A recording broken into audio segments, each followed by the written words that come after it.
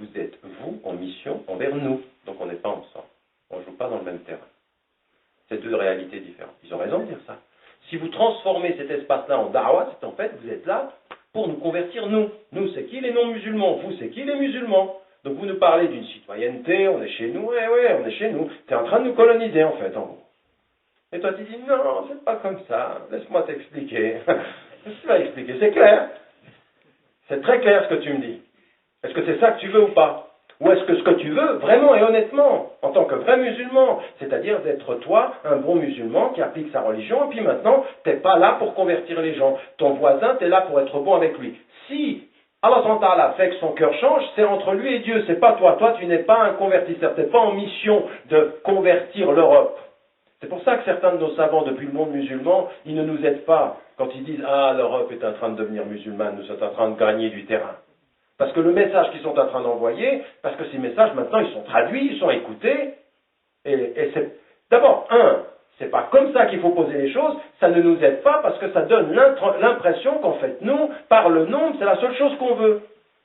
Mais moi je vous pose une question qui est vraiment sincère, est-ce que c'est ça que vous voulez? Est-ce que vous êtes quand même assez conscient du fait que, déjà avec le nombre qu'on est, et ce qu'on est, on n'a pas atteint la qualité, si la seule chose c'est de compter sur la quantité, on ne va pas s'en sortir comme ça.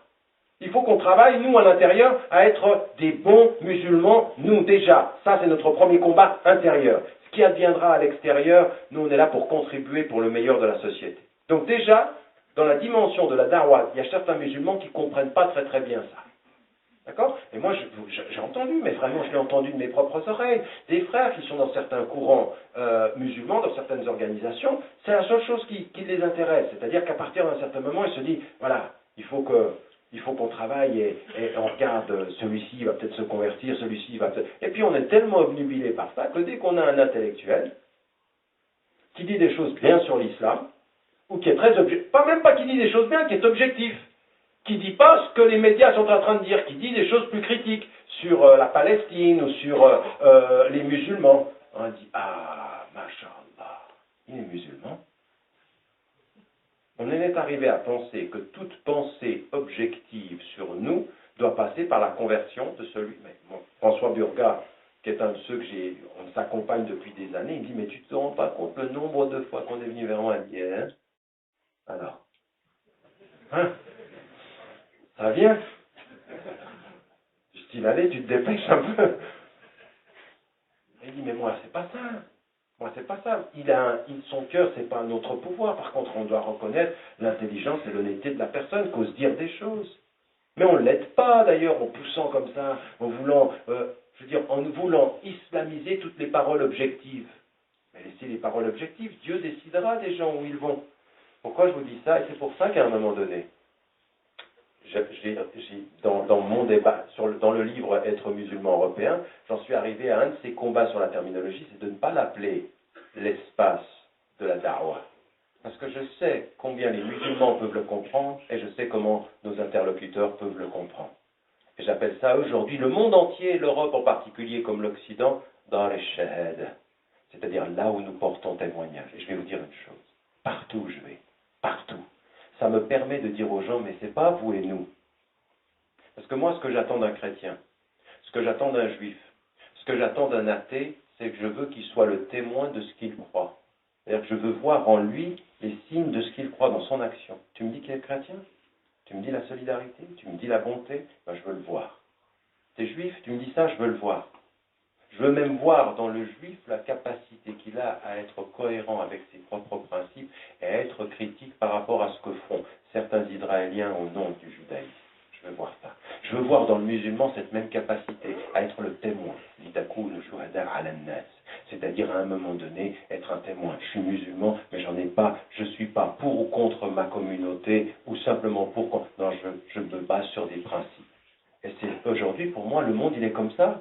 Même dans les sociétés majoritairement musulmanes. Dans les sociétés majoritairement musulmanes, il faut qu'il y ait des musulmans qui deviennent les témoins vis-à-vis des autres musulmans. Vous le savez bien. Vous savez bien comment c'est en train de se passer aujourd'hui. Il y a certaines sociétés majoritairement musulmanes où il est plus difficile de vivre l'islam qu'on le vit en France. Vous le savez, ça. Alors évidemment, dans la vie quotidienne, on a l'adhan, il y a des choses comme ça, mais la vraie pratique, quand on faut éviter la corruption, gagner son salaire, aller à l'école, l'éducation, et puis être dignement traité, parce que c'est vrai que vous vivez des discriminations, c'est vrai que vous êtes victime de certaines discriminations, mais il y en a certains dans les sociétés majoritairement musulmanes, mais comment on vous parle, comment on vous traite, vous le savez ça. Donc il ne faut pas se lamenter et idéaliser les autres pays, il faut prendre nos défis ici. Et ça, c'est un premier combat. Raison pour laquelle, pour moi, c'est le débat. Le premier combat, c'est celui de la compréhension. Et le deuxième combat, c'est celui de l'installation, de la contribution en disant, j'ai une chose à faire. Comprendre ma religion et en être le témoin. Et en être le témoin, c'est pour ça que je l'appelle Dar al-Shahad, c'est-à-dire l'espace du témoignage. Ça, le monde global est devenu une maison où l'on doit témoigner.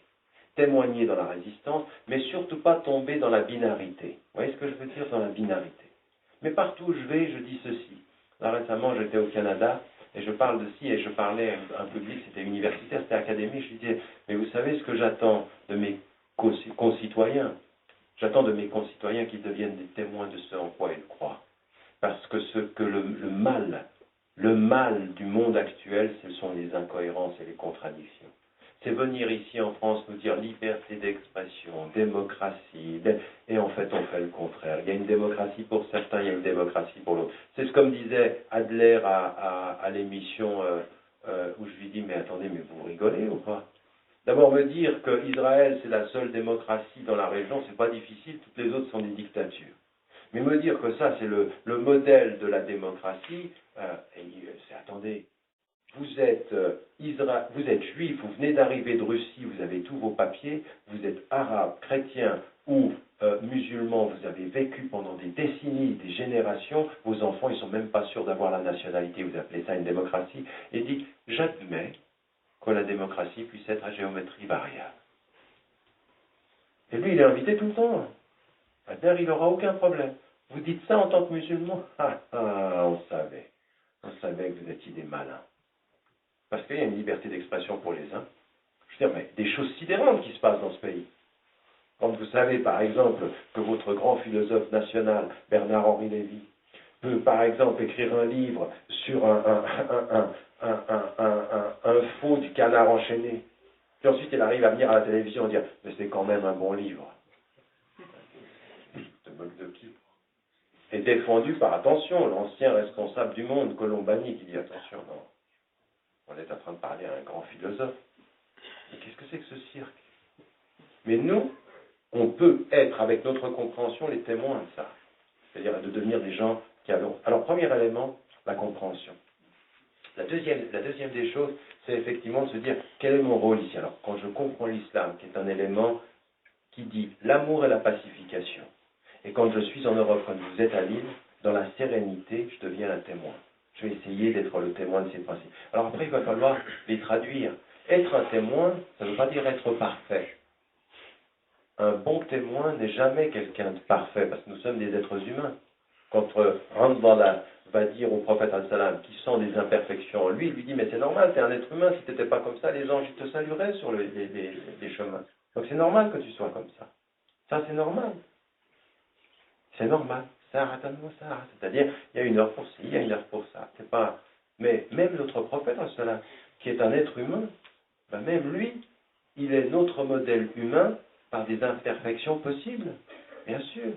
Il n'est pas imparfait dans la réception du message, mais il a des limites dans les affaires du monde. Il le dit lui-même. Quand il arrive à Médine, il dit « Vous êtes meilleur que moi dans les affaires du monde ».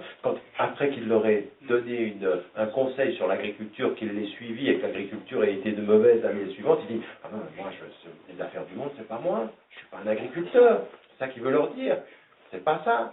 Quand le vieux vient le voir, Allah le rectifie. Quand ensuite un homme vient lui mentir et lui dit ils n'ont pas payé la zakat, et puis qu'il allait lancer une armée contre une tribu ou un village qui n'avait pas payé la zakat, alors Allah rectifie les choses en lui disant mais c'était une fausse information. Ça, c'est de ça que ça vient d'une erreur potentielle du prophète qui avait suivi ce qu'un homme avait dit et était un menteur. Et le prophète sallam a été rectifié. C'est pour ça. Et à un moment donné, il descend de sa monture, il fait de la gratte, et puis il remonte sur sa monture, et puis les compagnons ne comprennent pas, lui disent ça a changé, la prière a changé. Et puis il a eu un moment de... Alors il redescend, puis il termine la prière. Mais pourquoi c'est intéressant ça? Parce que c'est notre modèle. C'est pour ça qu'à des moments donnés, vous avez vous-même de l'oubli pendant la prière. Vous savez plus si vous avez fait 3, si vous avez fait 4. C'est arrivé au prophète, c'était un être humain. Il n'y avait pas d'oubli dans le Coran, mais il y avait des oublis dans l'humanité du prophète. C'est pour ça que c'est notre modèle. C'est ça aussi qu'il faut comprendre. C'est qu'on devient des témoins, pas en faisant semblant qu'on n'a pas de problème, en gérant nos problèmes, en gérant nos imperfections, en étant capable de dire, mais oui, je sais que là, on n'est pas... Et là aussi, c'est quoi notre combat là maintenant? C'est un troisième combat, c'est celui de l'autocritique. C'est le combat de l'autocritique, c'est-à-dire